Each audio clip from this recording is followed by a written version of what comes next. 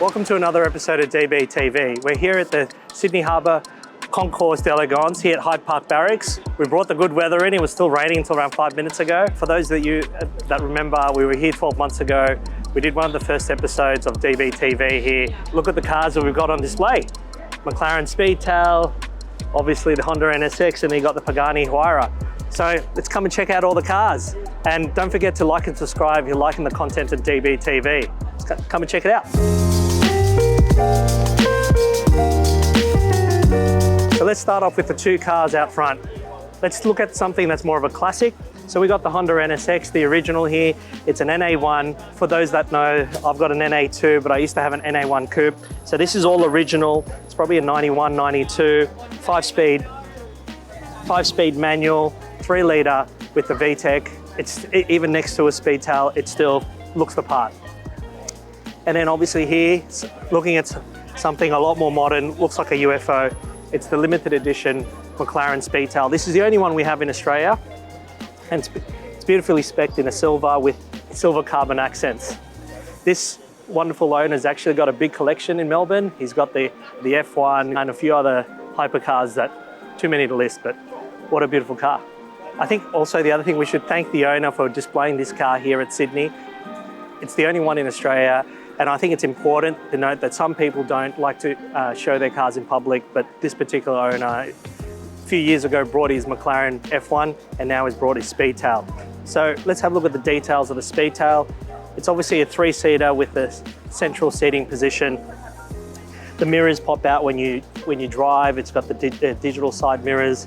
It's got the carbon aero disc.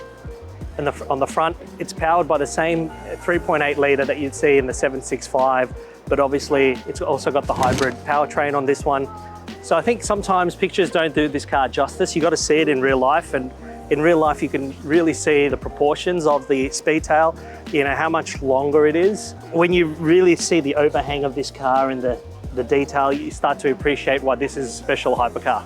I think it's good that the Honda Nsx has been placed next to the Speedtail and the Huayra, because I think it still looks the part, even 30 years on. The design cues, a modern hypercar, the Nsx still has some of that. With the cockpit, with the bubble, side by side, this still looks the part. It still holds its own, even next to the Huayra or the Speedtail. So the Honda Nsx, proper modern classic. And here we've got the infamous DMC DeLorean that's been famous by Back to the Future. There's not many in Australia. Actually, it looks very cool, and to be honest, I need one of you guys to tell me, is it actually factory, this aluminium? Because it looks bloody damn cool. So here we have with Sydney's only Pagani Huayra, finished in a blue tinted carbon. The owner kindly displayed it today, but he's also brought it to a few cars and coffee events, and he actually drives it on Sydney's roads. And for those that watched an earlier episode, we were lucky enough to go to the Pagani factory in Italy, and seeing it get built there and seeing one on Sydney's roads is just unbelievable. I want to ask the owner, would he let me go for a drive around Sydney? Let's go. What do you guys think? Would you choose the Speedtail or would you choose the Huayra? Can't go wrong with either.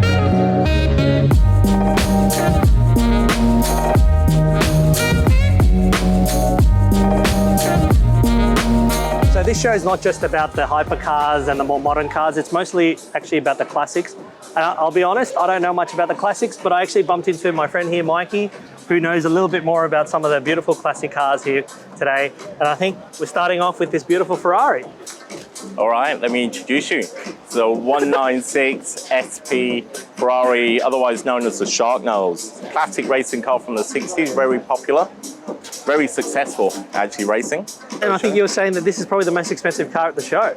Yes, yes. Interesting. There you go. I wouldn't have guessed that, but so then obviously we're going to the Gullwing, which a lot of people know, the Mercedes SL Gullwing. Gullwing next, 300 SL Gullwing. This is probably worth $2 or $3 million, probably.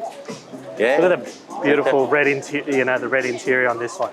And another expensive one over here, the Ferrari TF in the corner in the 60s. Yeah. We actually know the owner of this one, so after this we'll have a chat with Jack, who owns this beautiful Ferrari, who's just been judged. He's got his lovely V12. Is that a V12? The akin to that back in the day was a Maserati. So this is probably the equivalent from Maserati back in the day. Of the Ferrari back in the day, 70s? yeah. 60s or 70s? 60s, late 60s. Late 60s. Series 1, drum brakes, doesn't stop, I've already had it over. Hey, my film on back streets in Mexico, of course. Ferrari 250G, 1959. Yeah, yeah, Series 1. TDF blue is this? What colour is it? What colour blue is it? Blue. Just blue. Blue. Blue with 10. Whatever. Blue. So let me introduce you to Jack, who owns this beautiful 1959 Ferrari 250 GT. Just blue. Blue. On Ferrari tan. blue. And what engine does it have, Jack? Well, it's a 3-litre V12, all the same gear as the GTO. So the 250 series went from these ones up to the GTOs, 3-litre V12. 3-litre V12 manual, yeah? Yeah, manual, 4-speed manual. Four-speed manual. Yep. Triple Webers. Look at that. So I just found out from the judges that this was owned by a Belgian princess. Oh, wow. And now it's owned by the Aussie prince. With the Prince of what? the shiny blue shoes for Shiny the Aussie blue shoes. shoes. Who needs the sun, hey? That's it. So how long have you owned this one? Well, I went across to England with some friends last year. Oh, wow. We went to Goodwood Festival of Speed and Silverstone Grand Prix. On that trip, we dropped into Joe McCarry's. I saw it, I fell in love. I made an offer. The rest is history. The rest is history. Belgian princess, Aussie prince. That's it. Not bad. Not bad, not bad. Good size. Does it look like an early Batmobile? Gee, you've driven this quite a bit, isn't it, on the road already? Yeah, I've done 1,500 Ks in a few weeks. You got any idea what you're doing? Absolutely not. Hey, Bob. What the? I'll go get the keys. Do you want to start it or not? I'll get the keys. Thank you very much. Okay, here we go. One more time for the dummies. You got Okay. this, eh? Have we got this? Second time around. Oh, where's the fuel pump? You just turn it and the fuel pump goes. So you turn it. That's it. Now it's ready to go, so push it in and accelerate. That's it. Accelerate. That's it. That's it, it's running. Wow. Not bad. Not bad, not bad. Here we are with the owner of this beautiful 1973 Porsche RS. We've got Jackson here to kind of tell us a bit more about his car. Oh yeah, so it's chassis number 495, so one of the first 500 cars. Factory colour? Factory colour, factory lilac, so one of 16 I believe live in that colour. It's actually believed to be the first to race in the world, Oh, wow. apart from the 2 factory prototypes. So it looks like it's been Targa. Is it been Targa? Or Yeah, so it was a road rally car. So it raced all through Ireland and England.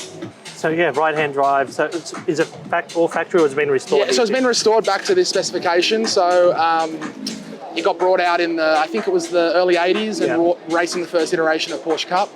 It was sprayed white then, Grand Prix white, with a red script down the side. So what engine does it have? it's got a 2.7 MFI RS spec engine. So yeah, goes Cool. up It's a very cool colour. And there's not many in Australia, right? No, I believe there's 6 Aussie 6. cars, but there's a few more UK cars here now. All right. Thanks for showing us. Awesome, no, you're very welcome. All right, lovely meeting you. Lovely meeting you too.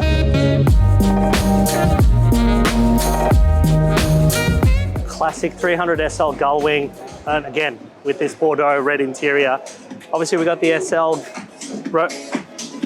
Roadster here, which is probably just as rare, or even more rare. Obviously we got the modern 360 Modena, 360 Spider, and I'll be honest, I'm not sure what that one is.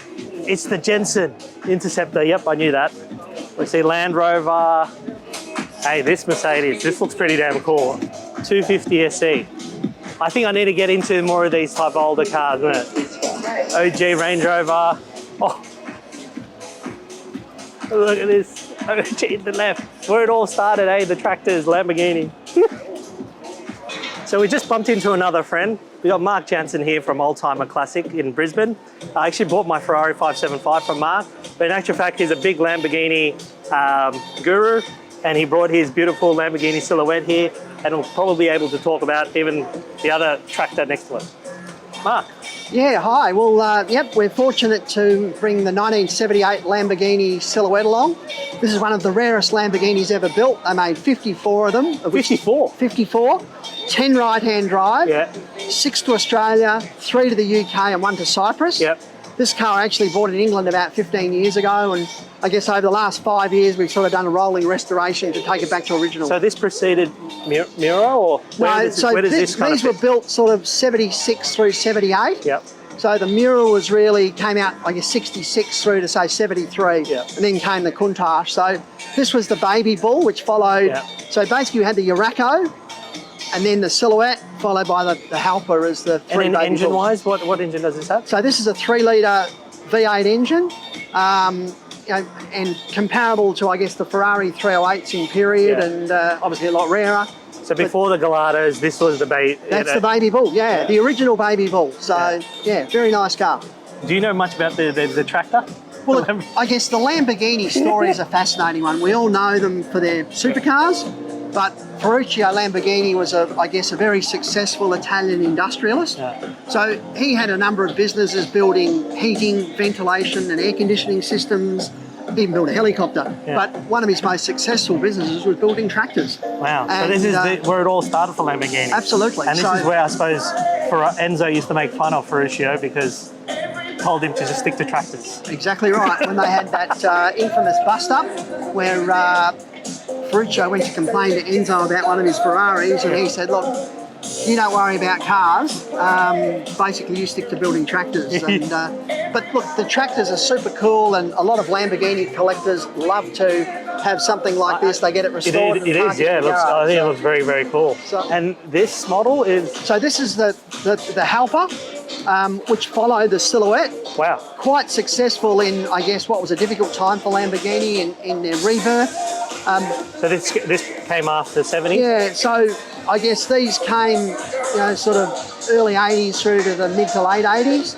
Well, They made over 400 of these. Yeah. Late 80s. So whilst they look similar to the Silhouette, they're actually quite a different car. They're built on a totally different chassis, different engine. 3.5 litre version of the V8 compared to a 3 litre, and very successful in America. Very, you know, it basically saved Lamborghini back. Again, right-hand drives, not many. No, rare in right-hand drive. This is an Australian delivered factory right-hand drive car. Sold by us actually as Oldtimer Australia. So Yeah. So I think a lot of the people only know about the Diablos, the Countaches. I think didn't know that, you know, Lamborghini is already making the baby version already, right? absolutely, and you know, they're becoming quite sought after by collectors today. Yeah. Particularly this car, which is so rare. Yeah. So All right. Thanks very much for showing no us. worries. Good to see you again. Thank you.